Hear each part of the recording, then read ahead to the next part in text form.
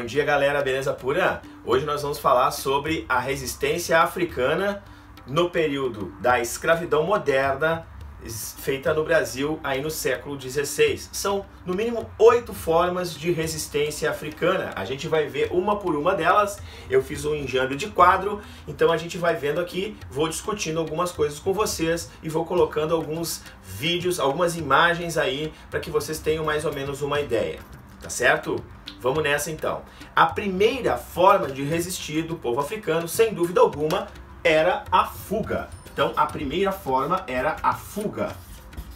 Obviamente que os africanos que podiam fugir, né, dos seus trabalhos, eles iriam fugir. E esta fuga muitas vezes era uma tragédia, porque como eles eram trazidos de diferentes regiões da África para cá, eles também não conheciam o ambiente em que eles viviam. Eles eram comercializados em feiras, trazidos como animais, como bichos, né? Não eram seres humanos, eram coisas. Essas pessoas, então, elas eram colocadas em grupos diversos. Esses grupos diversos, vários eram rivais, inclusive, não tinham uma habilidade, não tinham a mesma língua, muitas vezes, a sua cultura também era diferente. Então, esses africanos acabavam, quando conseguiam fugir do olhar severo dos seus capitães do mato, enfim, dos seus donos, dos seus senhores, eles fugiam para a floresta. Muitas vezes alguns morriam na floresta, outros ainda, quando chegavam, por exemplo, ao mar, porque geralmente o trabalho do canavial, né, da plantação de cana era próximo ao litoral, quando chegavam ali, eles acabavam morrendo afogados, porque se jogavam, né, além mar na tentativa de voltar para a sua terra pátria. Então, o primeiro ponto é a fuga, né? O primeiro ponto de resistência.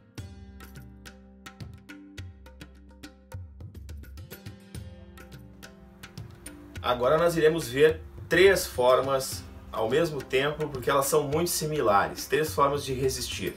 A primeira delas é muito triste, é o suicídio, gurizada. Então, segunda forma, então, suicídio. Junto ao suicídio, a gente pode colocar com toda certeza o aborto.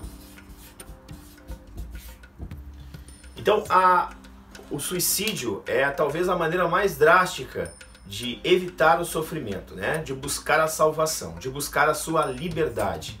E muitas mulheres africanas acabavam abortando por justamente passarem por tantas atrocidades nesse processo, que era desde a vinda de 2, 3 meses em navios negreiros, extremamente abarrotados de pessoas, vendo pessoas urinando, defecando nos mesmos ambientes. Então já chegaram aqui vivas e ainda por cima são tratados como bichos, animais, vendidos em feiras. Essas mulheres muitas vezes eram abusadas sexualmente.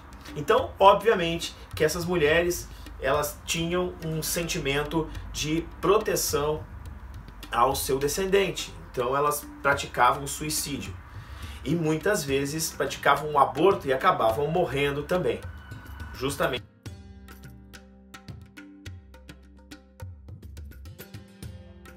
A terceira forma, então, da gente registrar a resistência foi o banzo. Isso mesmo, meus queridos. Terceira forma, o banzo.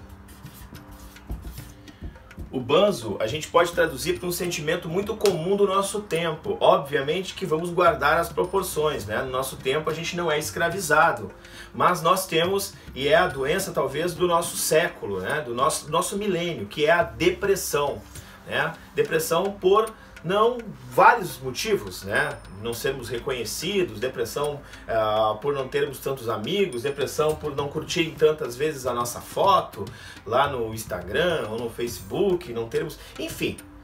Mas aqui, queridos, o banzo é uma depressão justamente por quê? Porque esses africanos foram arrancados das suas famílias, arrancados do seu continente e passam por esse processo de angústia.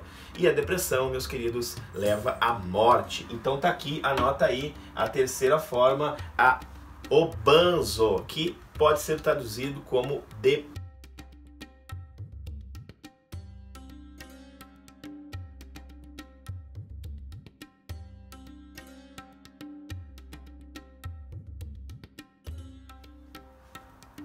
E agora, queridos, a gente vai falar sobre a próxima forma, que é a quarta forma, que é a religiosidade. Isso mesmo, a religião. A religião é uma forma de resistir, professor? É uma forma de resistir e eu já explico qual é. A religiosidade. Muito bem. A religiosidade africana, ela é uma riqueza só. Por quê? Porque, na verdade, os africanos eles não foram trazidos de um mesmo país. Eles foram trazidos de várias partes do continente. E cada parte do continente nós vamos ter, então, uma expressão religiosa, uma característica religiosa, um Deus específico. Então, só para lembrar vocês, a religião africana, ela não é politeísta, ela não é monoteísta, ela é politeísta. Então, existem vários aí santos, vários deuses, né? A gente tem no Brasil o chamado sincretismo religioso, principalmente no estado da Bahia, que é muito forte, mas a religiosidade vai ser uma forma de resistir dos africanos. E de que maneira? Ora, pessoas, a religiosidade, então, os cultos religiosos serão oferecidos aos orixás, toda a sua devoção. Os donos de escravos, né, os senhores de escravos morrem de medo, proíbem muitas vezes essa religiosidade, porque justamente não conhecem, e vai ser durante muito tempo, inclusive ainda hoje, sofre um preconceito religioso a religião africana. De que maneira? As pessoas não entendem, não compreendem e não aceitam essa diversidade religiosa africana. Então, meus queridos, aqui a quarta forma de resistir à religião.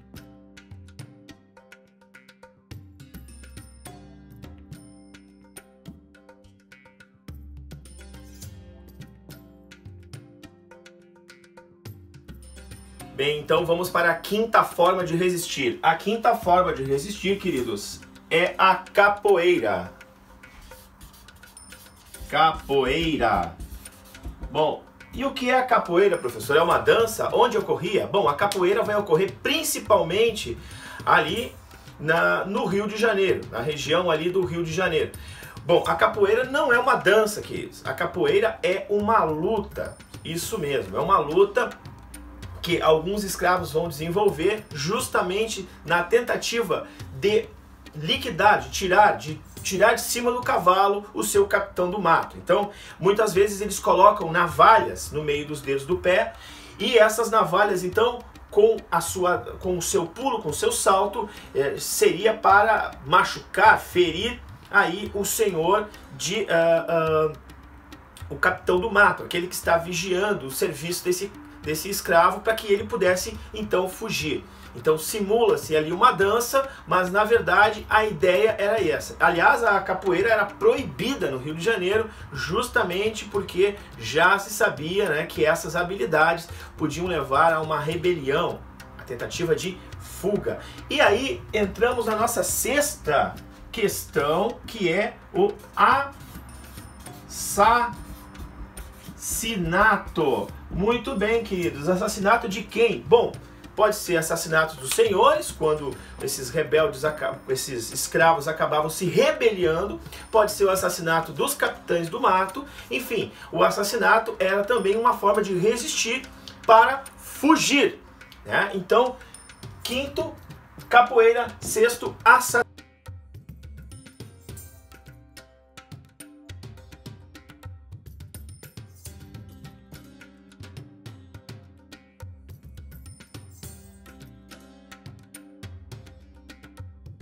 A sétima forma de resistir. A sétima forma de resistir, ela é bem moderna, a gente vai ver agora. A sétima forma de resistir é as paralisações.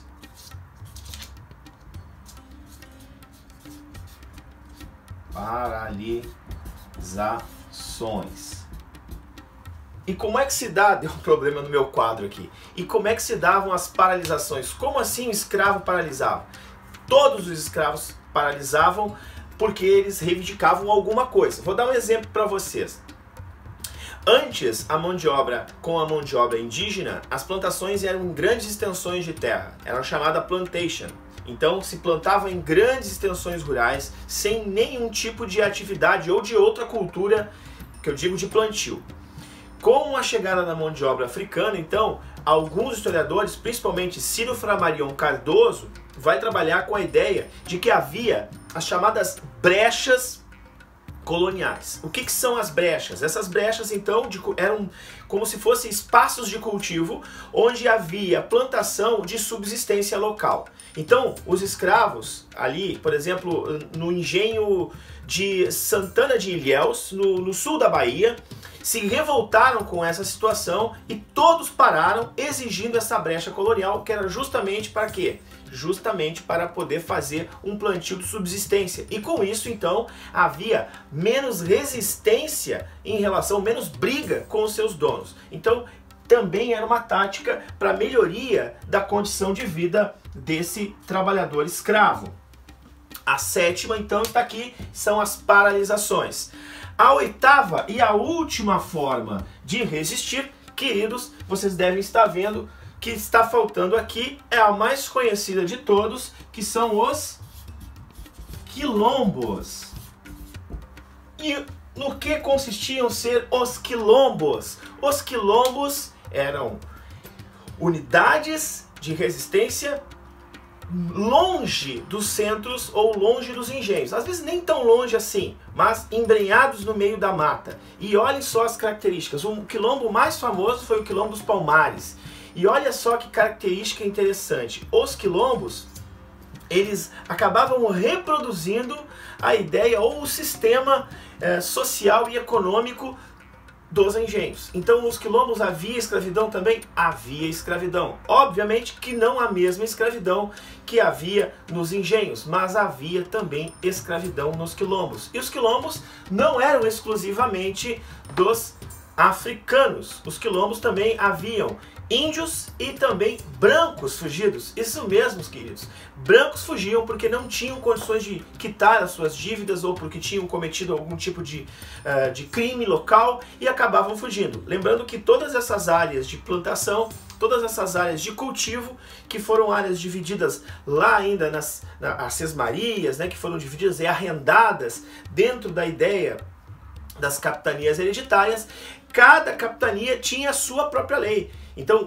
cada dono, cada capitão, cada dono de capitania, ele era o quê? Ele era responsável pela lei, né? Ele era responsável por tudo dentro da sua capitania. Então, a pena de morte, né, para alguns casos, era exequível, né? Se fazia. Então, esses caras acabavam fugindo também para os quilombos, onde encontravam lá ex-escravos, índios fugidos também, né? Porque índios também permaneciam junto nos engenhos, uma vez que os índios conheciam o território, conheciam os caminhos, tinham a possibilidade de usar ervas medicinais, então sempre ajudavam. Então vamos lá, recapitulando tudo: fuga, suicídio e aborto. Banzo, número 3. 4.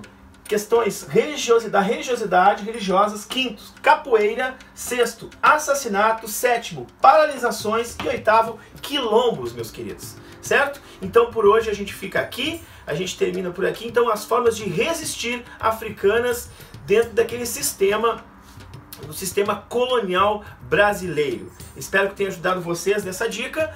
Fique ligado. Lembrem de curtir a nossa página e também, por favor, não esqueçam de se inscrever. Então se inscrevam na página do Prof. Brum e fique ligado, fique atento e receba todas as novidades que a gente for postando lá em História. Valeu, galera! Aquele abraço. Não esqueçam, lave bem as mãos e fique em casa. Tchau, gurizada!